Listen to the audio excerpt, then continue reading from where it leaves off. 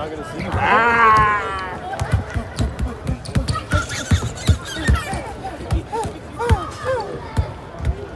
I'm about to go do media. We're doing it here.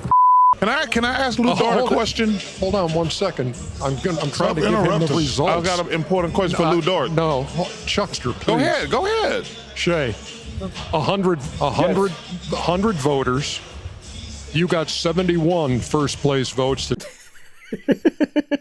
If you really love basketball, there's no way you have an issue with Anthony Edwards and Shai Gilgeous-Alexander. I mean, Ant is athletic, he has charisma, he's a joy to watch, funny. And then you have Shai Gilgeous-Alexander. Shifty with a killer mid-range, incredible leader, a good guy on and off the court, and leading the second youngest team in NBA history to an NBA championship. Number one was the Portland Trail Blazers with Bill Walton back in 1977.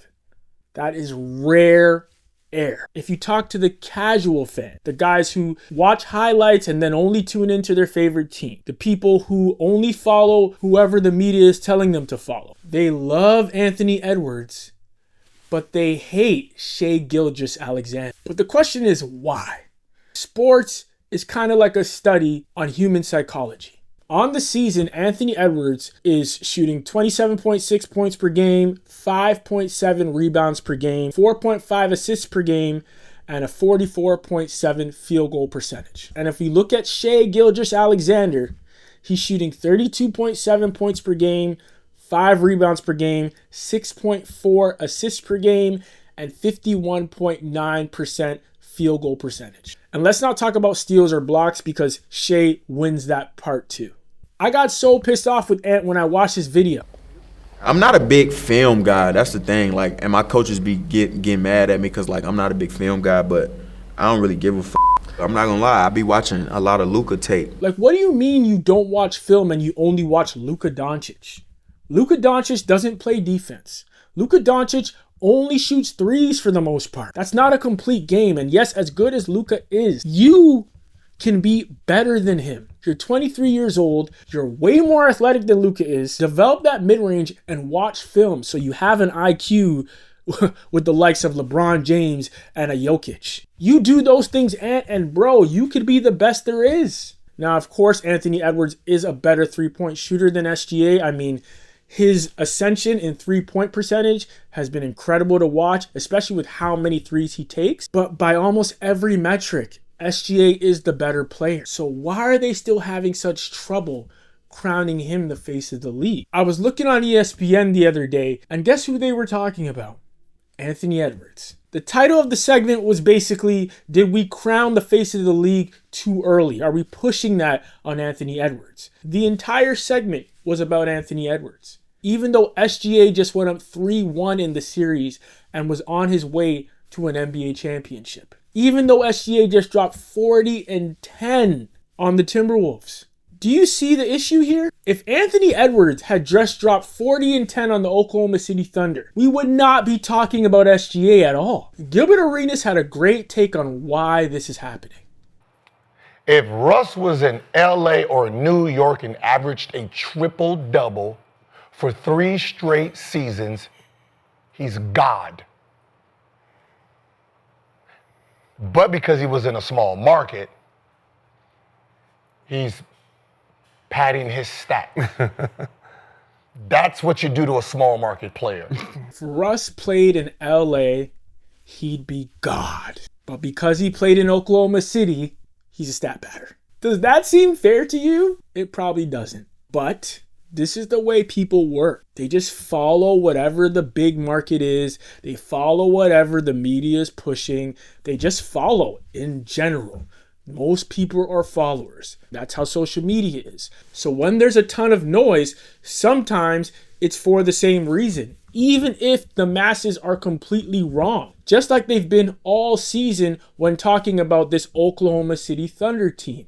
And so the fact that Oklahoma City is a smaller market and the fact that SGA is a Canadian, it's literally making people sick to their stomach. So they will do anything to discredit, anything to minimize. If you look at the Timberwolves' path to make it to the Western Conference Finals, You knew that this team was not really tested. They played an old Lakers team without any interior defense or a center. They played a Golden State Warriors team without Steph Curry for 5 of those games, and y'all thought somehow they would stand a good chance against the best team in the NBA with a historic defense. Y'all did it to yourselves. Y'all tried to say they were too young for the entire season, and then you said the regular season doesn't count. So you moved that goalpost into the playoffs. And then you said the first round doesn't count, and you moved that goalpost into the second round. And then you said, no, that doesn't count, but the Western Conference Finals is going to be different. Then when they lost by 40, everybody was chirping. Shai can't win without free throws. He's a bum without free throws. So then Shai dropped 34 points with 4 free throws. And y'all are trying to move the goalpost to the Indiana Pacers now, when nothing in the entire season told you that Indiana could somehow have a chance against these Thunder. But this leads into my second theory, cognitive dissonance. When you have hung your hat on the fact that the Thunder were not for real for the entire season, now that your theory is being proven wrong round after round, game after game, you have to double down and triple down and quadruple down and you have to do it 5 more times because you have to hang on to this. So that's what we're seeing happening to people now. Indiana is their last hope. They're hoping and praying, crossing their fingers and their toes, begging that Indiana can somehow beat this historic defense with the MVP and an All-Star. And this is no disrespect to Tyrese Halliburton. This is no disrespect to the Indiana Pacers, who've done a lot this season. The Western Conference and the Eastern Conference are 2 different animals. And we're talking about the best team in the entire NBA who just crushed the Minnesota Timberwolves by 30-something points, who just bounced back from a game where they lost by 40 with SGA dropping 40 and 10. Yo, the Pacers are not in the same league as these Thunder. And for the ones that see that, yo, this Pacer team isn't really going to be a challenge versus the Thunder, they've resorted to now talking about how the Thunder can't stay together, how they're going to have to trade somebody because they're going to be above the cap. So don't worry, they aren't going to be winning for too long. They're the second youngest team in NBA history to win an NBA championship. They did it in a small market with the media hating on them all year. And if that wasn't enough, now you guys have to move the goalpost to hoping and praying that they have to trade away their best players. Damn, y'all are going out sad when you're wrong. So what? We've covered that he's Canadian. We covered that it's a small market. But my third theory tends to hit a little harder when it comes to human psychology. Y'all remember the show Jerry Springer? Okay, Taylor says he's looking for a relationship. Taylor, what is going on? Jerry, I just wanted to come out and show this girl how I really care about her. Here is Destiny.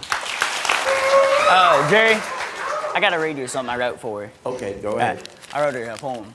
Go ahead. You're such a good and sweet guy, and you're good with my kids, but I've been hooking up with someone else. Oh. Blake. Well, here's Blake. Really, bro? Really? It ain't even like that, homie. It ain't even like that. How ain't it like that? Man, it ain't even like that. You my guy, right? Well, if I was your guy, you would be messing with my girl. I didn't even mean to, man.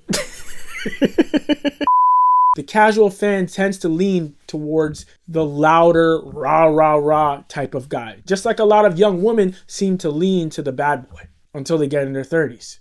Then they're miserable. And that's what I see happening when it comes to this whole face of the league situation. It's not the guy who's actually better on the court. It's not the guy who's taking their team to an NBA championship. It's not the guy who just won an MVP. And it's not the guy who's leading in most statistical categories. It's the guy who's super athletic and leads more of a toxic life. And unfortunately, because of that, SGA might need to win 4 more championships before people really give this guy the flowers that he's due. OKC is the best team in the NBA. I've been telling y'all that for 2 months. Hey, ESPN, I love you guys. Don't try to make Anthony Edwards the face of the NBA. The face of the NBA is Shai Gilgeous-Alexander, Joker, and Giannis. You can't give it to people. They have to take it. And Shai Gilgeous-Alexander is taking it. Mr. Charles Barkley, a guy who never gives a what the media narrative is, he's the guy saying the same thing. And I have to respect anybody who doesn't let media narratives or the masses push and sway their opinion. Look at the product on the court. Look at the player for what it is and make your decision based off of that. If you do that enough, regardless of what social media trend is happening, you'll be on the right side of right. And at the end of the day, that is what matters the most. And if you're still looking at reasons to discredit and reasons to blame and still trying to push that free throw merchant narrative, you are on the side of wrong. The face of the league is Shai Gilgeous-Alexander, and it's going to be up to somebody else to take it from him. But yo, let me know what you think in the comments below. Please like and subscribe, and until next time.